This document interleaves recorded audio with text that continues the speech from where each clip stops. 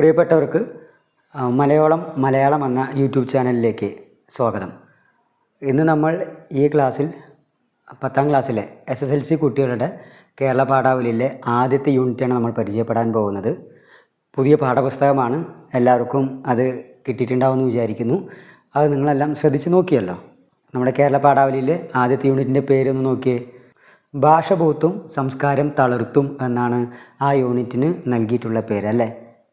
ഭാഷ, എന്തിനാണ് ഭാഷ ഉപയോഗിക്കുന്നത്? നമുക്ക് മനുഷ്യർക്ക് അങ്ങോട്ടും ഇങ്ങോട്ടും പരസ്പരം ആശയവിനിമയം നടത്താനുള്ള ഉപാധിയാണ് ഭാഷ അല്ലേ. ഭാഷയെപ്പറ്റി പറയുമ്പോൾ നമ്മൾ നിർവചിക്കുന്നത് അങ്ങനെയാണ്. യഥാർത്ഥത്തിൽ ഭാഷ മനുഷ്യർ തമ്മിൽ ആശയവിനിമയം സാധ്യമാക്കാൻ വേണ്ടി മാത്രമുള്ള മാധ്യമമാണോ? അല്ല. മനുഷ്യരല്ലാതെയുള്ള മൃഗങ്ങൾ പരസ്പരം അവരുടെ കാര്യങ്ങൾ വളരെ ഭംഗിയായിട്ട് ആശയവിനിമയം നടത്താറുണ്ട് അല്ലേ. മൃഗങ്ങളും പക്ഷികളും ഈ പ്രപഞ്ചത്തിലെല്ലാം പരസ്പരം ആശയവിനിമയം നടത്തുന്നവരാണ്. അപ്പോൾ എന്തുകൊണ്ടാണ് മനുഷ്യർക്ക് മാത്രം ഒരു ഭാഷ ഉണ്ടായത്? അല്ലെങ്കിൽ മനുഷ്യൻ്റെ വൈജ്ഞാനിക ബുദ്ധിയിലൂടെ അവൻ ഭാഷയ്ക്ക് രൂപം കൊടുത്തു, അതിന് ഒരു ചിട്ട ഉണ്ടാക്കി, അതിലൂടെ ലിപികൾ, സാഹിത്യകൃതികൾ, അങ്ങനെ ഭാഷയുടെ വലിയ ആകാശം നമുക്ക് മുമ്പിൽ തുറന്നിട്ടു. ഈ ഭാഷ നമ്മൾ പഠിക്കുന്നതിന് വേണ്ടിയോ അല്ലെങ്കിൽ നമ്മുടെ വിവേകപരമായിട്ട് വൈജ്ഞാനികപരമായിട്ട് സ്പർശിക്കുന്ന ഒരിടം മാത്രമല്ല ഭാഷ എന്ന് കുട്ടികൾ ആദ്യം മനസ്സിലാക്കണം. ഭാഷ യഥാർത്ഥത്തിൽ എന്തിനാ? അത് ഹൃദയത്തിൻ്റേതാണ്, മനസ്സിൻ്റേതാണ്. അപ്പോൾ മനസ്സുമായി ബന്ധപ്പെട്ട ഭാഷ അതേതാ? നമ്മുടെ മാതൃഭാഷയാണ് അല്ലേ. മറ്റുള്ള ഭാഷകൾ തലച്ചോറിൻ്റെ ഭാഷയായി മാറുമ്പോൾ, തലച്ചോറിന് വികാസം വന്ന് മറ്റുള്ള ഭാഷകളെ സ്വീകരിക്കാൻ തയ്യാറാവുമ്പോൾ മനസ്സിലേക്ക് ചേർന്ന, മനസ്സിനോട് വളരെ യോജിച്ച ഭാഷ അത് നമ്മുടെ മാതൃഭാഷയാണ്. കേരളീയർ എന്ന നിലയിൽ നമ്മുടെ മാതൃഭാഷ എന്താ? അത് നമ്മുടെ മലയാളമാണ്. നമ്മുടെ മലയാള ഭാഷയ്ക്ക് 2 തലങ്ങളുണ്ട്. ഒന്ന് വാമൊഴിയും ഒന്ന് വരമൊഴിയും. വാമൊഴി, വാ കൊണ്ട് അല്ലേ നമ്മൾ പറയുന്ന സംസാരിക്കുന്ന ഭാഷ. പ്രാദേശികമായ ഓരോ നാടിനും, കേരളത്തിൽ 14 ജില്ലയാണെങ്കിൽ അതിനപ്പുറം വാമൊഴികൾ നമ്മുടെ ഓരോ പരിസരങ്ങളിലും നമ്മുടെ നാട്ടിൻപുറങ്ങളിലെല്ലാം ഉണ്ട്. വരമൊഴി എന്ന് പറയുമ്പോൾ പൊതുവായി അംഗീകരിക്കപ്പെട്ടിട്ടുള്ള, മലയാളി എന്ന നിലയിൽ നമ്മൾ ശീലിച്ചു വന്നിട്ടുള്ള, പഠിച്ചു വന്നിട്ടുള്ള ആ ഒരു രീതിയാണ് വരമൊഴി. എഴുതാനുള്ള ഒരു ഭാഷ സ്വഭാവമുള്ള ഒരു രീതിയാണ് വരമൊഴി എന്നുള്ളത്. വൈജ്ഞാനികമായ ഭൗതികമായ മേഖലയെ വരമൊഴി പ്രതിനിധാനം ചെയ്യുമ്പോൾ വളരെ വൈകാരികമായിട്ടുള്ള, ഇമോഷണലായിട്ടുള്ള, അല്ലെങ്കിൽ നമ്മുടെ ഹൃദയത്തോട് ചേർന്ന് നിൽക്കുന്ന എല്ലാത്തരം സ്വഭാവങ്ങളെയും ഉൾക്കൊള്ളുന്ന ഒന്നാണെന്ത്? നമുക്ക് നമ്മുടേതായ സ്വന്തം ഇടങ്ങളിൽ നമ്മൾ വളരെ സാധാരണമായി ഉപയോഗിക്കുന്ന ജീവനുള്ള ഒരു ഭാഷയാണ് വാമൊഴി. അതുകൊണ്ട് തന്നെ വാമൊഴിക്ക് മലയാളത്തിൽ വലിയ പ്രാധാന്യമുണ്ട്. വാമൊഴിയിൽ തന്നെ എഴുതി മലയാളത്തിൽ ഒട്ടനവധി രചനകൾ നടത്തിയിട്ടുള്ള ഒരുപാട് എഴുത്തുകൾ നമുക്കറിയാം. വരമൊഴിയിലുള്ള പുസ്തകങ്ങളെക്കാൾ കൂടുതൽ നമുക്ക് വളരെയധികം ഹൃദയസ്പർശിയായിട്ട് അനുഭവപ്പെടുന്നതും എന്താ? വാമൊഴി സംസാരിക്കുമ്പോഴാണ്. വാമൊഴി എന്നത് വളരെ ജൈവമായി സംഭവിക്കുന്നതാണ്. വാമൊഴി എന്ന് പറയുന്നത് നമ്മൾ മലയാളികൾക്ക്, നമ്മൾ മനുഷ്യർക്ക് എല്ലാവർക്കും തന്നെ വളരെ സ്വാഭാവികമായിട്ട് സംഭവിച്ചു വരുന്ന ഒന്നാണ്. ജനിച്ചതും പരിചയപ്പെട്ടതും ജീവിച്ചതുമായ ഒരിടങ്ങളിൽ നിന്ന് ആ വ്യക്തിക്ക് ലഭിക്കുന്ന ഒന്നാണെന്ത്? വാമൊഴി എന്ന് പറയുന്നത്. അത് വളരെ ജൈവമായ ഒരു പ്രക്രിയയിലൂടെ നമ്മൾ നേടിയെടുക്കുന്ന ഒരു കാര്യമാണല്ലേ. പാലക്കാടൻ ഭാഷ, തിരുവനന്തപുരത്ത് പോകുമ്പോൾ അവിടെ ഒരു പ്രത്യേക രീതിയിലാണ് മലയാളം സംസാരിക്കുന്നത്. കോഴിക്കോട് പോകുമ്പോൾ വേറൊരു രീതിയിലാണ്, കോട്ടയത്ത് പോകുമ്പോൾ വേറൊരു രീതിയിലാണ്. ഇങ്ങനെ 100 നാട്ടിൽ 100 മലയാളം എന്നൊരു ചൊല്ലുകൂടി നമുക്കിടയിലുണ്ട്. കാരണം അത്രത്തോളം വാമൊഴികൾ കൊണ്ട് സമ്പന്നമായ ഒരു ഭാഷയാണെന്ത്? നമ്മുടെ സ്വന്തം മലയാളം, മലയോളം വലിപ്പമുള്ള മലയാളം. ഇങ്ങനെ മനുഷ്യൻ്റെ ഭാഷയിലൂടെ നമ്മൾ സാംസ്കാരികമായ ഒരിടം നേടിയെടുത്തു എന്നുള്ളതാണ് ഒരു പ്രധാനപ്പെട്ട ഒരു കാര്യം. കൂട്ടമായി ജീവിച്ചിരുന്ന ആളുകൾ ആശയവിനിമയം നടത്താനും അതിലൂടെ പിന്നീട് അവർ സാംസ്കാരികമായ ജീവിതം തുടങ്ങി വയ്ക്കുകയും ചെയ്തു.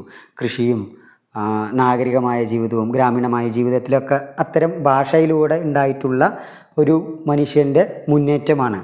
നമുക്കതെല്ലാം അറിയാവുന്ന കാര്യമാണല്ലേ.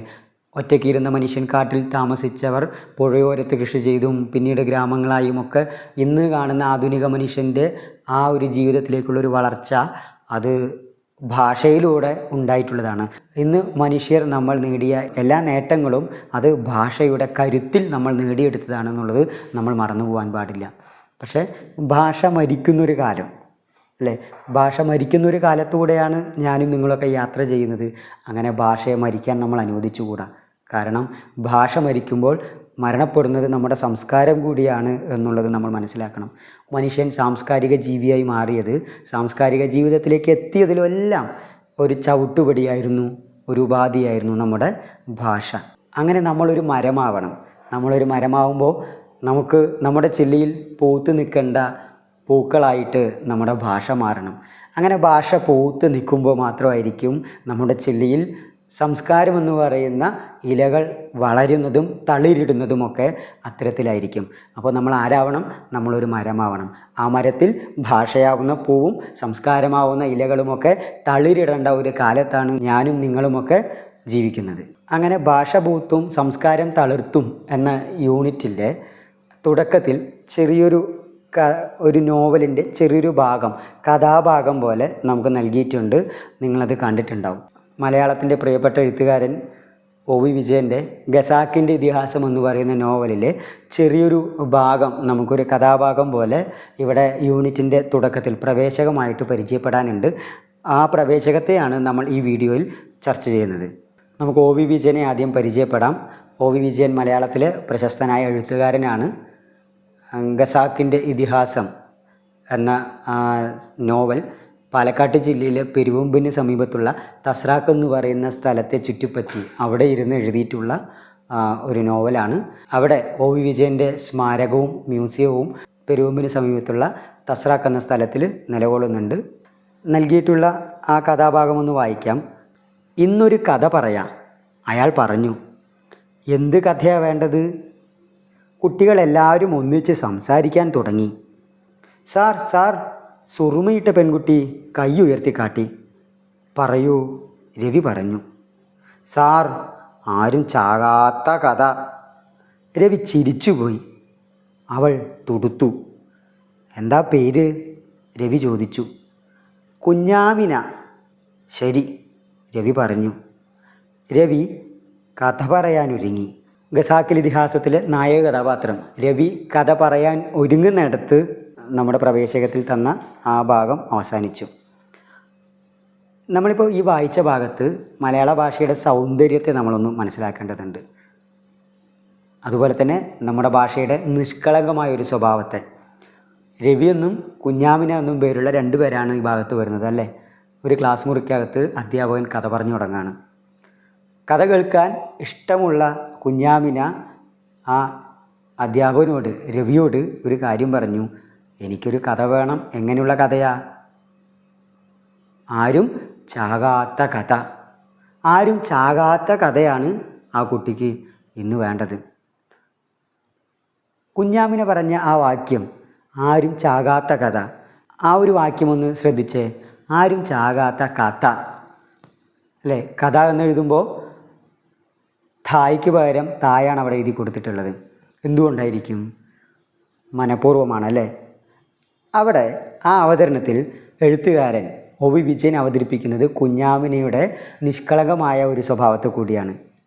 സാധാരണ നാട്ടിൻ പുറത്ത് ജീവിക്കുന്ന കുഞ്ഞാമിനയ്ക്ക് ആരും ചാകാത്ത കഥ കേൾക്കണം. അത്രത്തോളം നിഷ്കളങ്കമായിട്ടാണ് അവൾ ക്ലാസ് മുറിയിൽ അധ്യാപകനോട് അത് പങ്കുവയ്ക്കുന്നത്. ഇന്ന് കഥകളും സിനിമകളും നമുക്ക് ചുറ്റുമുള്ള എല്ലാം കൊന്നൊടുക്കാൻ പറയുന്നൊരു കാലത്ത്, എല്ലാത്തിനെയും നശിപ്പിക്കാൻ തുടങ്ങുന്നൊരു കാലത്ത്, ആരും ചാകാത്ത സ്നേഹം കൊണ്ട് സമ്പന്നമായ പരസ്പരം സഹകരിക്കുന്ന സ്നേഹത്തിൻ്റെ ഒരു കഥ വേണമെന്നാണ് ആ കുഞ്ഞു പെൺകുട്ടി പറയുന്നത്. ആ കുഞ്ഞാമിനിയുടെ മനസ്സ് എത്രത്തോളം നിഷ്കളങ്കമായാണ് കഥ കേൾക്കാൻ ആഗ്രഹിക്കുന്നത്. അതെങ്ങനെയുള്ള കഥയാവണമെന്നാണ് അവൾ ആഗ്രഹിക്കുന്നത്? ആരും ചാകാത്ത കഥ. അത് ഈ കാലത്ത് വളരെ പ്രസക്തമായൊരു കാര്യമാണ് അല്ലേ. പരസ്പരം കൊന്നൊടുക്കിയും ചാവാനും ശത്രുത കൊണ്ട് പരസ്പരം ഉപദ്രവിച്ചുമൊക്കെ മനുഷ്യർ കഴിയുന്ന ഈ ഒരു കാലത്ത്, യുദ്ധങ്ങളുടെ കാലത്ത്, പരസ്പര ലഹളയുടെയും കലഹങ്ങളുടെയും കാലത്ത്, മനുഷ്യനെ ജാതിയും മതവും ഒക്കെ പറഞ്ഞ് നിറത്തിൻ്റെ പേരിൽ വേർതിരിക്കുന്ന ഒരു കാലത്ത്, ആരും ചാകാത്ത, എല്ലാവരും ഒന്നിക്കുന്ന സ്നേഹത്തിൻ്റെ കഥ കേൾക്കാൻ താല്പര്യപ്പെടുന്നവരായിട്ട് നമ്മൾ മാറണം. കുഞ്ഞാമിനെപ്പോലെ നിഷ്കളങ്കമായ ഒരു മനസ്സും നമുക്കുണ്ടാവണം. നിങ്ങളെല്ലാവരും, കൂട്ടുകാർക്കൊക്കെ നിഷ്കളങ്കമായ മനസ്സാണ്. കാരണം കുഞ്ഞുങ്ങളുടെ മനസ്സ് അങ്ങനെ തന്നെയാണല്ലേ. കുഞ്ഞാമിനിയെ പോലെ എല്ലാവരും സ്നേഹിക്കാനും ആരും ചാകാത്ത കഥ കേൾക്കാനും എല്ലാവരും ഒന്നിക്കുന്ന, പരസ്പരം ജീവിക്കുന്ന, കൈകോർക്കുന്ന കഥകൾ കേട്ടിട്ട് വേണം നമുക്ക് മുന്നോട്ട് പോകാൻ. നാളെയുടെ തലമുറ എങ്ങനെയാവണം? ആരും ചാകാത്ത കഥ കേട്ട് പഠിക്കണം. എല്ലാവരും സ്നേഹിക്കുന്ന കഥ കേട്ട് നമ്മൾ ഒരുമിക്കുന്ന കഥകളാവട്ടെ വരും കാലങ്ങളിൽ നിങ്ങൾക്കും പറഞ്ഞു കൊടുക്കാനുള്ളത് എന്ന് മാത്രം ആശംസിക്കുന്നു. ഇവിടെ OV വിജയൻ്റെ ആ ഒരു രചനാഭാഗത്തിൽ നിന്ന് ഖസാക്കിൻ്റെ ഇതിഹാസത്തിലെ ആ ചെറിയൊരു ഭാഗം നമുക്ക് നൽകുന്ന ഒരു വലിയ സന്ദേശം മനുഷ്യൻ ഒന്നിക്കണമെന്നുള്ള വലിയ സന്ദേശമാണ്. നമ്മൾ ഒന്നിക്കണമെങ്കിൽ സാംസ്കാരികമായി നമ്മൾ ഒന്നിക്കണം, അല്ലെ? വൈകാരികമായ അടുപ്പം വേണം. പരസ്പരം കൊല്ലാനും കൊലവിളിക്കാനും അല്ലാതെ നമുക്ക് ചേർന്ന് നിൽക്കേണ്ടതായിട്ടുണ്ട്. അങ്ങനെ സ്നേഹത്തിൻ്റെ ഭാഷ സംസാരിച്ച് പരസ്പരം ചാകാത്ത കഥകൾ പറയാനും കേൾക്കാനുമുള്ള കാലം ഇനി അങ്ങോട്ട് വരട്ടെ എന്ന് പ്രത്യേകം ആശംസിക്കുകയും പ്രാർത്ഥിക്കുകയും ചെയ്തുകൊണ്ട് നിർത്തുന്നു. നമുക്ക് അടുത്ത ക്ലാസ്സിൽ അടുത്ത പാഠഭാഗങ്ങളെ പരിചയപ്പെടാം. ബൈ.